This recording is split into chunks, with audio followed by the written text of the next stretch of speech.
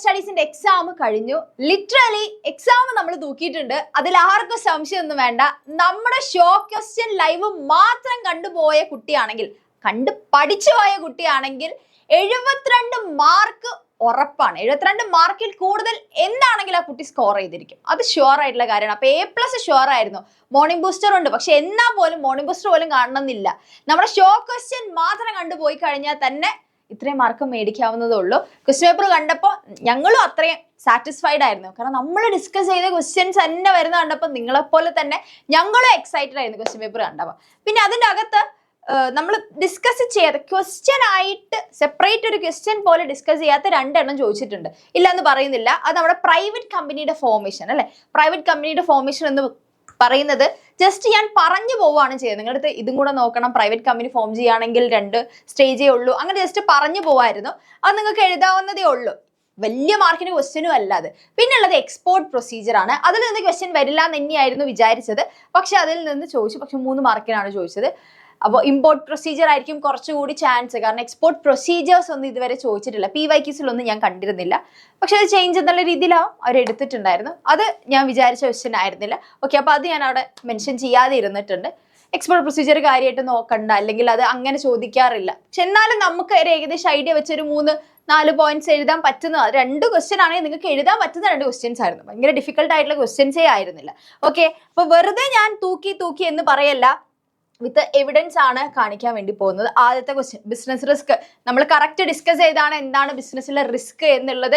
അത് ക്ലാസിഫൈ ചെയ്ത് വരെ കാണിച്ചു തന്നിട്ടുണ്ടായിരുന്നു. അതേപോലെ തന്നെ നോക്കുകയാണെങ്കിൽ കമ്പനി ഫോം ചെയ്യാൻ എത്ര പേര് വേണം, ഇത് സാറ് കറക്റ്റ് പറഞ്ഞിട്ടുണ്ട് അല്ലെ.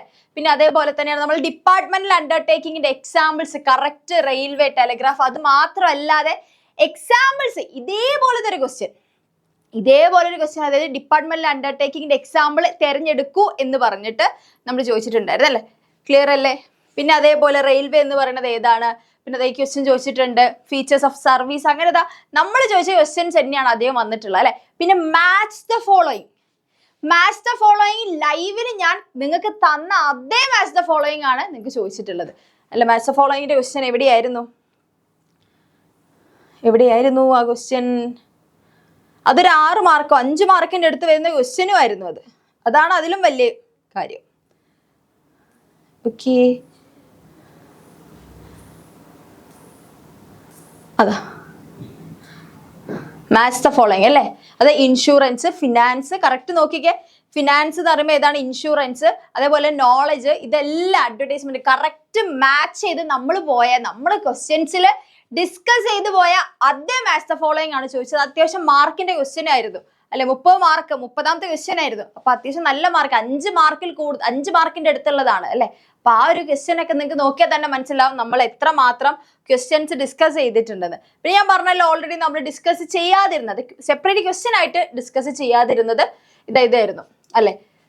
എക്സ്പോർട്ട് പ്രൊസീജിയേഴ്സും പിന്നെ അതേപോലെ തന്നെ നമ്മുടെ ഫോം ചെയ്യുന്ന സമയത്ത് അല്ലെ, പ്രൈവറ്റ് കമ്പനി ഫോം ചെയ്യണമെങ്കിൽ എന്തൊക്കെ സ്റ്റെപ്പ് വേണം. പക്ഷെ നിങ്ങൾക്ക് അത് ഈ രണ്ട് ക്വസ്റ്റ്യൻ നിങ്ങൾക്ക് എഴുതാവുന്ന ക്വസ്റ്റ്യൻസ് ആണ്. ഭയങ്കര ഡിഫിക്കൽട്ട് ആയിട്ടുള്ള ക്വസ്റ്റ്യൻസ് അല്ല. Okay, clear? അപ്പൊ തൂക്കി എന്ന് ചുമ്മാ പറഞ്ഞതല്ലാന്ന് ഇപ്പൊ മനസ്സിലായല്ലോ. കണ്ട് പഠിച്ചു പോയവർക്കാണെങ്കിൽ കറക്റ്റ് ആയിട്ട് മനസ്സിലാവും അല്ലെ. നമ്മൾ എല്ലാത്തിലും നമ്മൾ കറക്റ്റ് ആ ലൈവിന്റെ തലേന്നത്തെ ലൈവിൽ ഡിസ്കസ് ചെയ്യണ എല്ലാം നമ്മൾ സെറ്റ് ചെയ്ത് വെച്ചിട്ടുണ്ട്. ക്ലിയർ? സെറ്റ്. ഓക്കെ, അപ്പൊ ഇനി +2 കൂടെ നിങ്ങളുടെ മുന്നിലുണ്ട്. അത് മറന്നു പോകണ്ട. +2 കൂടെ പഠിക്കാനുള്ള കാര്യം ആരും മറക്കരുത്. +1 ഇപ്പൊ ഡബിൾ പാസ് ആയല്ലോ എന്ന് കരുതി ഇനി +2 ഉഴപ്പാം എന്ന് വിചാരിക്കുന്നുണ്ടെങ്കിൽ ആരും വിചാരിക്കേണ്ട. അങ്ങനത്തെ ഒരു കാര്യം മനസ്സിലുണ്ടെങ്കിൽ അത് എടുത്തു കളഞ്ഞോ. കാരണം നന്നായിട്ട് ഹാർഡ് വർക്ക് ചെയ്താൽ മാത്രമേ നിങ്ങൾക്ക് മാർക്ക് കിട്ടുള്ളൂ. ജസ്റ്റ് മാർക്ക് വെച്ച് പാസ്സായിട്ട് കാര്യമില്ല എന്നുള്ളതാണ് എൻ്റെ മക്കൾ ആദ്യം ഓർക്കേണ്ടത്. വേറൊന്നും കൊണ്ടല്ല. നിങ്ങൾക്ക് എക്സാം കോളേജുകളിലേക്ക് പോകുന്ന സമയത്തെ ഒത്തിരി പേര് നല്ല മാർക്ക് വാങ്ങി വന്നിട്ടുണ്ട്. ചിലപ്പോൾ നിങ്ങൾക്ക് A+ ഉണ്ടാകാം, ഇല്ലാന്നൊന്നും പറയുന്നില്ല, നിങ്ങൾക്ക് ഫുൾ A+ കിട്ടിയിട്ടുണ്ടാവും. പക്ഷെ എന്നാലും എത്ര മാർക്ക് ഉണ്ട് എന്നതാണ് അവിടെ ഇമ്പോർട്ടൻറ്റ്. ഒത്തിരി പേര് ഫുൾ A+ കിട്ടിയവരുണ്ടാവും. ആ ഫുൾ A+ തന്നെ നിങ്ങൾക്ക് എത്ര മാർക്ക് ഉണ്ട്.